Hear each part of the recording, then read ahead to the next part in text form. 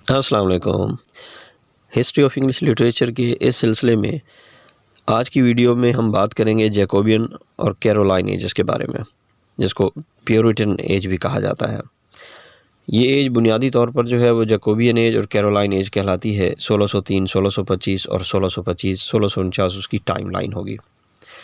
अब इसमें हम बात ये करेंगे कि 17वीं सदी में 16वीं और 17वीं सदी के दरमियान में जो जेम्स फर्स्ट हैं 1603 से 1625 में जब इन्होंने हुकूमत की, तो इनके लैटिन में जो नाम है वो जैकोब बनता है, जिसकी वजह से जैकोबियन एज कहलाई। और जो चार्ल्स हैं उसको कैरोल्स कहा जाता है, यानी जैकोब, जैकोलस से जैकोब और कैरोलस से चार्ल्स फर्स्ट जो है ये चार्ल्स एज कहलाती है। 1625, 1649 कैरोलाइन एज भी कहते हैं उसको।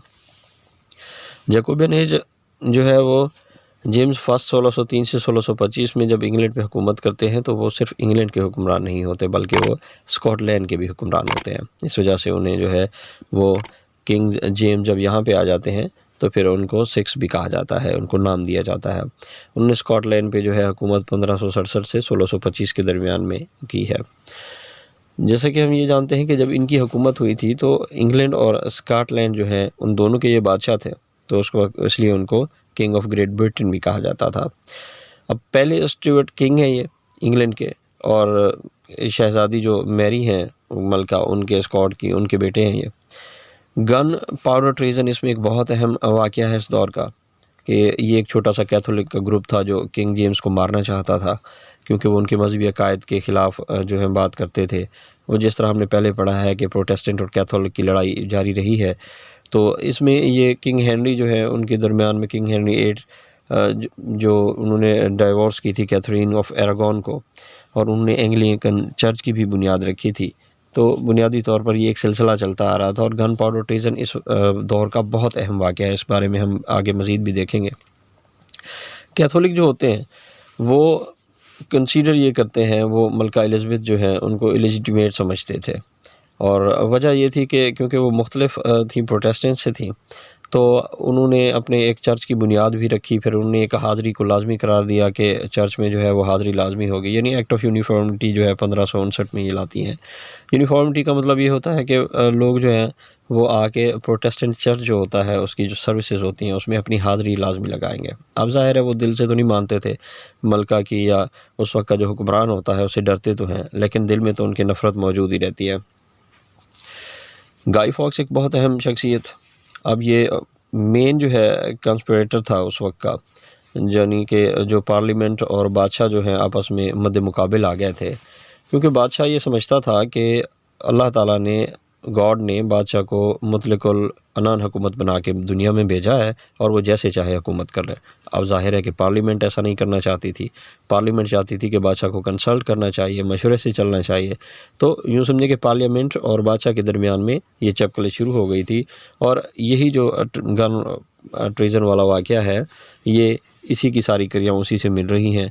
अब ये हुआ ये था कि ये गाई फॉक्स वही आदमी था जिसने पार्लियामेंट की बिल्डिंग में जो है बड़े-बड़े ड्रम जो हैं गन पाउडर के रख दिए थे। उसके पास एक माचिस भी निकली थी, एक टॉर्च भी निकली थी।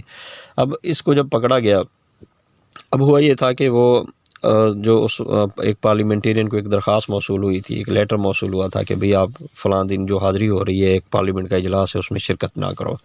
बादशाह तक ये बात पहुंची तो उन्होंने फिर उसको जो है वो ढूंढा, तलाश किया।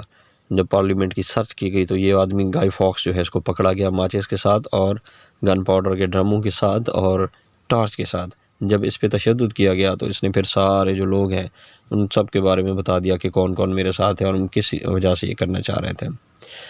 अब after gruesome execution of conspirator, King James ने इनको मारने के बाद जो बुनियादी तौर पे लोग थे ना इसमें तहरीक में, उसने बोन फायर्स को जो है वो सेलिब्रेशन का दिन जो है वो बोन फायर नाइट जो है उसको डिक्लेयर किया कि आज हम लंदन में जो हमने एक बहुत बड़ी बागियों के ऊपर फतह हासिल की है। और ये दिन आज भी 5 नवंबर का जो है ये इंग्लैंड में बोन फायर नाइट या गाई फॉक्स नाइट कहलाता है, यानी इसको मनाया जाता है। जिस तरह हम ये जानते हैं कि इंडिया में वो रावण का मुजस्मा जलाते हैं, रावण की छवि बना के उसको आग लगाई जाती है, उस पर तीरों की बरसात की जाती है, ये बिल्कुल उसी टाइप का है गन फायर। उसके बाद हम बात करते हैं जी कैरोलाइन एज की, rain of king Charles from 1625 से 1649। अब किंग चार्ल्स जो हैं वो क्योंकि जेम्स फर्स्ट के बेटे थे, एन ऑफ डेनमार्क के। कैरोलाइन एज ओवरलैप करती है इंग्लिश सिविल वार में भी, यानी 1642 से 1651 तक ये रहती है। तो इस दौरान में सिविल वार भी हुई है, उस पर भी हम बात करेंगे बाद में। अब कैरोलाइन एज जो है वो बुनियादी तौर पर मजहबी अकायद, उनके सोशल जो मामलात हैं, उनकी चपकलिश, उनके दरमियान कॉन्फ्लिक्ट्स का बायस बनी है, यानी कि पार्लियामेंट और किंग के दरमियान खींचातानी। अब वजह क्या हुई थी? अब वजह ये भी हुई थी कि किंग चार्ल्स जो हैं वो पार्लियामेंट से बुनियादी तौर पर नफ़रत करते थे। वो चाहते थे कि मैं खुद सब कुछ करूँ। अब किंग चार्ल्स ने बहुत सारे ऐसे इकदाम उठाए थे सिविल वार के दौरान में जो अवाम में पसंदीदा नहीं थे, जो पार्लियामेंट में पसंदीदा नहीं थे। उसमें अब जो हम वजूहात देखेंगे कि किस वजह से लोग इनको पसंद नहीं करते थे या पार्लियामेंट से इनके क्रैशेस थे। पहला तो ये था कि इन्होंने एक कैथोलिक शहज़ादी से शादी की थी किंग चार्ल्स ने, और क्योंकि सारी हुकूमत जो है प्रोटेस्टेंट्स की होती थी, इस वजह से उनमें ये चीज़ें पसंद नहीं की गई। मुकम्मल जब पूरी आबादी एक जो है प्रोटेस्टेंट पर मुश्तमिल हो और आप एक मुखालिफ फ़िरके वाले लड़की से शादी कर लें, तो ज़ाहिर है कि लोग जो है वो प्योरिटन्स जो थे उस वक्त ताकतवर एक तबका, यानी कि प्रोटेस्टेंट्स, वो उसको बुरा समझने लगे। फिर उन्हें सिविल वार के दौरान में ना हैवी टैक्सेस इम्प्लीमेंट कर दिए, वो भी पार्लियामेंट से पूछे बगैर। तो जब गरीब लोगों पर, किसानों के ऊपर, पीजेंट्स के ऊपर टैक्सेस लगे भारी भारी, तो ये भी एक वजह बनी। और दूसरा ये था कि उसने अपने मकासद की तकमील के लिए, अपनी हुक्मरानी के लिए, उसने अमीर लोगों को, बड़े बड़े इन्फ्लुएंस लोगों को जो है उसने रिश्वतें देना शुरू कर दी। तो ये भी उसके ख़िलाफ़ चीज़ें गई। अब ये जो चार्ल्स हैं ये 1640 तक हुक्मरान रहे हैं। आखिर एक वक्त ऐसा आया जब इनके ख़िलाफ़ जो है इतने लोग हो गए कि ये यहाँ से निकले, और इन्होंने जो है वो 300 लोगों के साथ पार्लियामेंट के ऊपर जो है उनको हराने के लिए, शिकस्त देने के लिए उसने हमला किया। यानी ये पूरा इस दौरान में सिविल वार की तरह तर्ज का जो है ना, लोग इनके ख़िलाफ़ उठ खड़े हुए, लड़ाइयाँ शुरू हो गई। आखिरकार इसको जो है पार्लियामेंट में इतनी इनके ख़िलाफ़ नफ़रत आ गई कि जब ये फ्रांस के साथ सिविल वार होती है तो इसमें अब इसके पास पैसा नहीं था, जिसकी वजह से ये चाहता था कि मुझे पैसा दिया जाए, और पार्लियामेंट ने इसको कुछ शराइत के तहत पैसा दिया था। इस वजह से इसके दिल में उनके ख़िलाफ़ नफ़रत भी पैदा हो गई कि मेरी मजबूरी की हालत में इन्होंने मेरे साथ ऐसा किया। अब 1642 में 300 आदमियों के साथ जब चार्ल्स ने पार्लियामेंट के ऊपर ये सारी वजूहात के तहत जो है हमला किया था कि मैं इनको तह तह करके अपनी मर्ज़ी से अपनी हुकूमत बना लूँ, तो आम लोग जो है उन्होंने देखा कि जब ये पार्लियामेंट पे हमला कर सकता है तो इसके साथ हमारी नहीं बनने वाली। अब किंग चार्ल्स को इसी दौरान में, इन्हीं लड़ाइयों के दरमियान में, जब ये पार्लियामेंट के साथ लड़ रहा था, 1649 में पकड़ के मार दिया जाता है, जो है चार्जेस ट्रेसन के लगा गया। मोनार्की अब जो है वो जो है अबॉलिश्ड हो जाती है, और commonwealth of England was established as a republic. Monarchy को रिस्टोर करने के लिए 1660 में जो है चार्ल्स दोम के जो बेटे हैं, चार्ल्स वन के चार्ल्स दोम, उनको नया किंग बनाया जाता है बुला के। अब इसमें हम बात करेंगे उस दौर की मेन बुनियादी जो शख्सियात हैं उस बारे में भी। Excuse me. अच्छा, इस दौर में अब हम ये भी देखेंगे कि उस दौर में जो ड्रामा लिखा जा रहा था, यानी इस दौर में जैकोबियन जो दौर है उसमें विलियम शेक्सपियर के ड्रामा तो थे, विलियम शेक्सपियर मौजूद थे उस वक्त, लेकिन विलियम शेक्सपियर के जाने के बाद ड्रामा एकदम से जो है ना वो गिरावट का शिकार हो गया। इन अदवार में मजहबी लोग ताकत पकड़ रहे थे, शायरी में जॉन मिल्टन हो गया, उनकी तख्लीक़ात में मजहबी रंग नुमायाँ था। यानी ये जो प्यूरिटन की एज थी ना, तो इन्होंने ड्रामे पे और इन्होंने थिएटर्स पे पाबंदियाँ लगा दी हुई थी। यानी जिस तरह हमारे यहाँ होता है, हम यूँ समझें कि मौलवियों की हुकूमत आ गई थी। चार्ल्स अव्वल ने, जिस तरह हमने पहले भी बात की, कि उसकी हरकतें कुछ ऐसी थी कि अवाम और प्यूरिटन यानी प्रोटेस्टेंट ने उसे मरवा दिया। अब ये भी बात याद रखने की है कि ये जो खाना जंगी हुई थी इंग्लैंड में, इसमें 2 बार इसे पकड़ा भी गया और छोड़ा भी गया, और उसका बेटा अपनी माँ के साथ फ्रांस भाग गया, और फिर आखिर में जब इसको मार दिया जाता है तो उसको वापस लाया गया।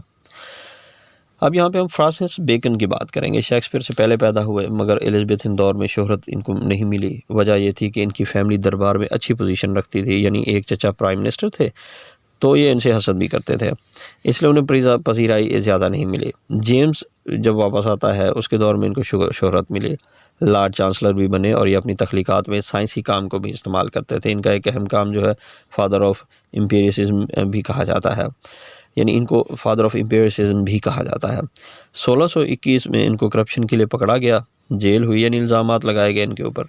अब ये लैटिन लैंग्वेज को अहमियत देते थे, इंग्लिश में इनके एसेस बहुत अहम हैं। इसके बाद बारी आती है जॉन डन की।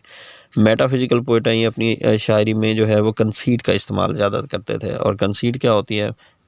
कंसीड ये होता है कि ऐसी चीज़ों से तकाबुल करना जिनके बारे में सोचना भी मुश्किल हो। यानी कि जिस तरह उनकी एक मशहूर जो है वो लाइन है, एक एग्जांपल के लिए देख लें कि प्यार एक ऐसी मकड़ी है जो ज़िंदगी की शराब में गिर गई है और उसे जहरीला बना दिया है। यानी ऐसी चीज़ें जो हम आम इंसान सोचते भी नहीं है, उनको भी इस्तेमाल कर लेते थे अपनी पोइट्री में। अब इनसे पहले शायर जो हैं वो एडमंड स्पेंसर, उनको फॉलो करते थे, लेकिन चौसर की मौत के बाद जो है इनको भी फॉलो किया गया, कॉपी किया गया। Sir Thomas Browne, English writer, Virginia Woolf ने इनके बारे में दो शार्ट ऐसे भी लिखे।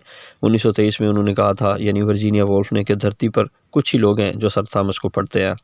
सर थॉमस का फेम जो है वो 19वीं सदी में बहुत बड़ा था। इसके बाद बारी आती है जी रॉबर्ट बर्टन की। इनका एक काम एनाटॉमी ऑफ मेलनकोली है। जैसा कि आप जानते हैं, इस दौरान में चार्ल्स अव्वल पार्लियामेंट के माबैन चपकलिश भी चल रही थी। पार्लियामेंट के हिमायती प्योरिटन्स कहलाते थे, जैसे हमने बात की, और चार्ल्स के हिमायती जो हैं वो कैविलियर्स कहलाते थे। प्योरिटन और कैविलियर्स। अब कैविलियर्स जो हैं ये, इसमें पहले हम ये भी बात जहन में रख लें कि मेटाफिजिकल के मुकाबले ये लाइट लिखते थे। ये बेन जॉनसन से मुतासिर थे और इन्हें son of Johnson, son of Ben भी कहा जाता था। बेन की तरह ये भी म्यूज़िकल शायरी करते थे। मेटाफिजिकल शायरी कुछ ना कुछ सिखाती थी, मगर ये लाइट लिखते थे, यानी सिर्फ इंटरटेनमेंट के लिए।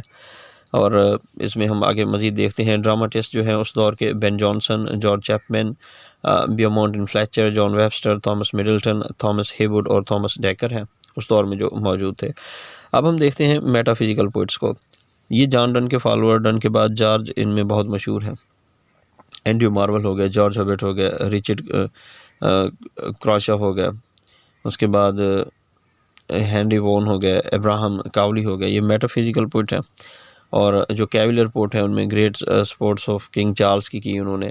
यानी जिस तरह हमने इनकी तारीफ़ पढ़ी है ना कि जो प्योरिटन थे वो मुकम्मल तौर पे जो है पार्लियामेंट के साथ थे, और जो कैविलियर्स पोइट थे ये चार्ल्स की हिमायत करते थे, उनके बारे में उनके से लिखते थे हम। अब जॉन डन के जो फॉलोअर थे उनमें जॉर्ज बहुत अहम थे, मजहबी थे, शायरी लिखते थे। रिचर्ड और हेनरी मजहबी शायरी करने वाले हैं इसमें। एंड्रयू पहले इंग्लिश शायर थे। कौन से पहले इंग्लिश शायर? जिन्होंने नेचर के अंदर चार्म को ढूंढा। इन पर जॉन डन और स्पेंसर जैसे लोगों का भी असर था। एंड्रयू जॉन मिल्टन को इन्होंने बड़ा सपोर्ट किया, यानी उनके असिस्टेंट बन गए। कौन से दौर में? जब मिल्टन अंधे हुए थे, रेस्टोरेशन एज चल रही थी, तो वो उनके उसके लिए मसाइल बढ़ गए थे। इन मुश्किल हालात में एंड्रयू ने उनकी मदद की। खाना जंगी के बाद चार्ल्स को मार दिया गया, तो पार्लियामेंट के एक आदमी जो है ओलिवर क्रॉमवेल, जो बुनियादी आदमी था, चार्ल्स को लीड किया, इसने चार्ल्स के ख़िलाफ़ जंग में ना इसने पार्लियामेंट को लीड किया था, ओलिवर क्रॉमवेल। तो वो एक प्योरिटन था, उसने इस तहरीक को लीड भी किया था। इसके साथ ही इंग्लैंड में प्योरिटन एज आ गई थी। इस मुख्तसर एज, इसे बहुत ही मुख्तसर एज कहा जाता है। एज ऑफ मिल्टन भी कहा जाता है इसको, क्योंकि उस वक्त के सबसे बड़े शायर मिल्टन थे और वो प्योरिटन थे। पिछले दौर के तमाम शायरों की खसूसियात रखने वाले में रेनाइसा के आखिरी शायर थे ये। इनके दो मशहूर काम जो हैं वो आपके सामने स्क्रीन पे नज़र आ रहे हैं, लिया लार्गो एंड द पेंसार्सो। कॉमस भी इन्होंने नज़म लिखी है। जब ये अंधे होना शुरू हो गए थे तो उस दौर में इन्होंने पैराडाइज लॉस्ट एंड पैराडाइज जो है रीगेन भी लिखी। 1665 में उन्होंने पैराडाइज लॉस्ट को मुकम्मल किया और 1667 में 1667 में उसे जो है वो शाये करवाया। इनका ये काम जो है वो ब्लैंक वर्स में है, पैराडाइज रीगेन 1672 में। अच्छा, इसके बाद हम बात करेंगे जॉन बनियान की।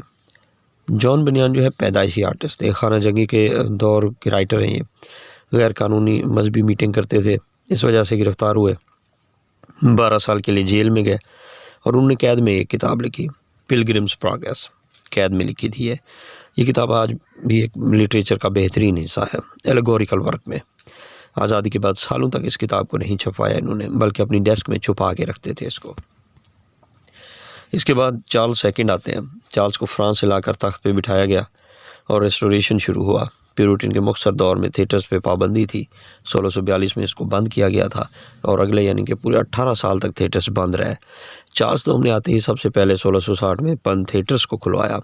फ्रांस से आर्ट का लवर्स होके आया था ये। वहाँ पे इसने बहुत थिएटर्स देखा था, आर्ट देखा था, तो अपना शौक़ वहाँ से लाया ये। जॉन डन ने इस दौरान में अपने ख़यालात तब्दील कर लिए, तो उन्होंने थिएटर की खुलने की खुशी में एक कॉमेडी जो है मैरिज अ ला मेड पर परफॉर्म करवाई और आखिर में द रूवर को परफॉर्म करवाया इन्होंने। ये दोनों जो हैं, ये जॉन डन ने अपने यूँ समझे कि ख़यालात तब्दील करके, क्योंकि बादशाह उस वक्त ये आ गया था और ये आर्ट का लवर था, तो उन्होंने पिछले अपने ख़यालात को तब्दील करके ये दोनों जो काम बहुत अच्छे हैं वहाँ पे इनको कॉमेडीज़ परफॉर्म करवाई थी। अगर आप मेरे चैनल पे नए हैं और आपने अभी तक मेरे चैनल को सब्सक्राइब नहीं किया, तो अभी मेरे चैनल को लाइक करें, सब्सक्राइब करें और बेल का बटन दबा दें, ताकि मैं आपके लिए इसी तरह की अच्छी वीडियोज़ लेके हाजिर होता रहूँ। और आज की वॉइस के लिए माज़रत, मेरा गला थोड़ा सा ख़राब है, तो उस वजह से थोड़ी सी डिस्टर्बेंस लग रही होगी। उम्मीद है आपको आपकी वीडियो बहुत पसंद आई होगी। बहुत बहुत शुक्रिया।